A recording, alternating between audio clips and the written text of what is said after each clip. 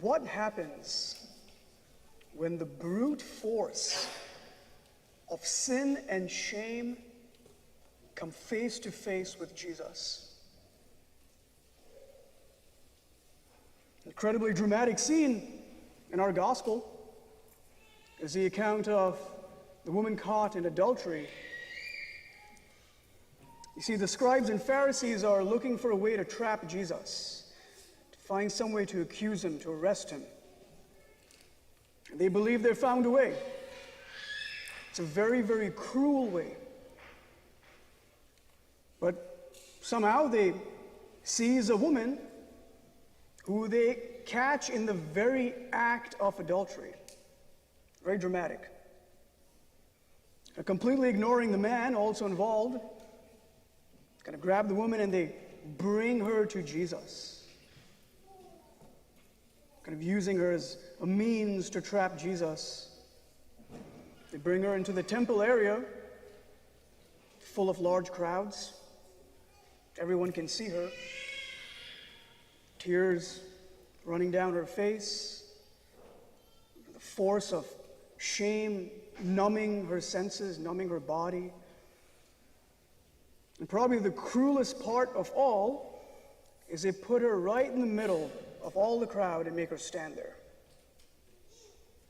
Exposed, nowhere to hide.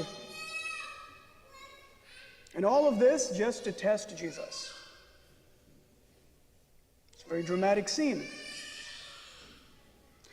Teacher, this woman was caught in the very act of committing adultery. Now, the law of Moses commands us to stone such women. So what do you say, teacher? It's the test. So what does the law say? Deuteronomy chapter 22, verse 22. If a man is found lying with the wife of another man, both of them shall die. The man who lay with the woman and the woman. But where's the man? It's a big question. It's both. See, the scribes and Pharisees, they don't care about the law in this regard. It's not about the law. It's about testing Jesus. Certainly makes for a far more emotionally revved up situation to bring the woman alone. Maybe pity for the woman will move Jesus to say, no, you shouldn't follow the law. And then they can arrest him. See? He speaks against the law of Moses. But Jesus was ready for this moment. He was prepared. What was Jesus doing the night before? He was praying on the Mount of Olives. He spent the evening and the night praying. Jesus was ready to set a wounded woman free. A woman who was suffering two grave evils. An exterior evil, the most obvious.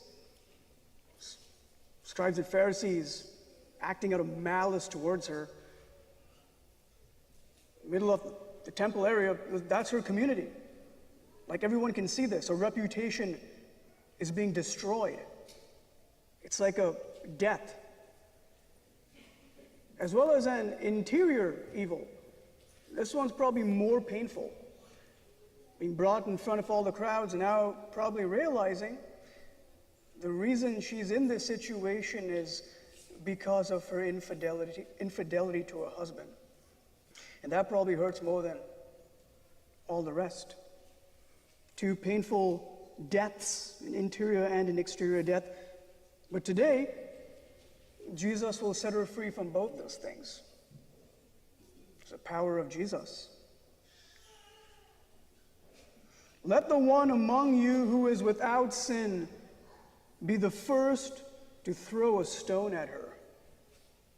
A very unique challenge. These are the same guys who crucified Christ.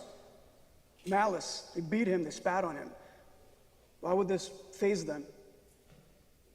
Well, seems like there's a deep, deep reason. Everyone knows the scribes and Pharisees are frauds, corrupt, Should they even engage in the situation, it would be very clear their reputation would be shot. Yet,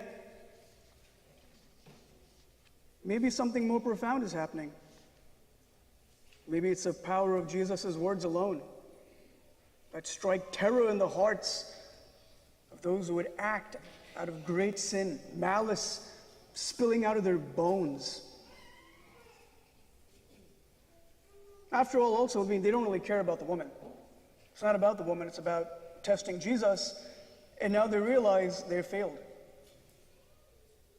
Jesus is very powerful and is able to untangle any situation, even the situation before the eyes of all the crowds.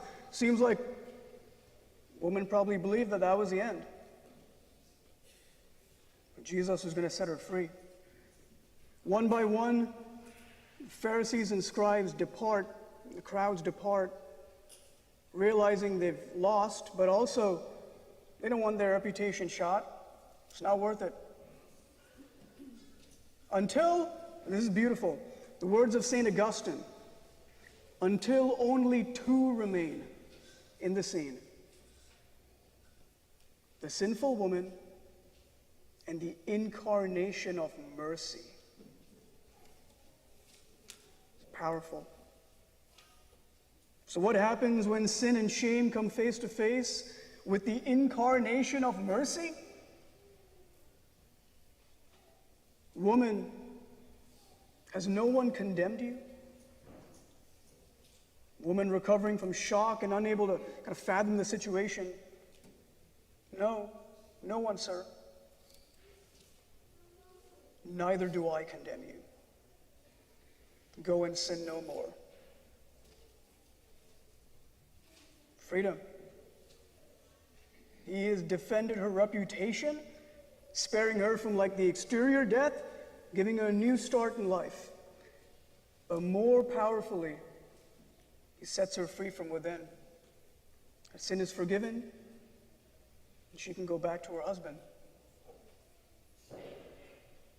The power of Jesus to forgive and to heal the deepest areas of our lives. Sin and shame don't stand a chance in the face of Jesus. And this is the power of the sacrament of confession. Radical mercy, radical healing, radical freedom. So be not afraid. For any of us, no matter what you've done, no matter how long it's been, no matter what baggage you may be carrying with you, no matter what you may be feeling, the incarnation of mercy is here for you. He does not condemn. So, the encouragement is come to confession. And next week, we have about 20 hours of confession, of opportunity to go as we prepare for Holy Week, as we prepare for the moments which saved us. The words of Jesus: to the one who has forgiven much, loves much. May we experience Jesus' forgiveness so that we can love him more. Amen.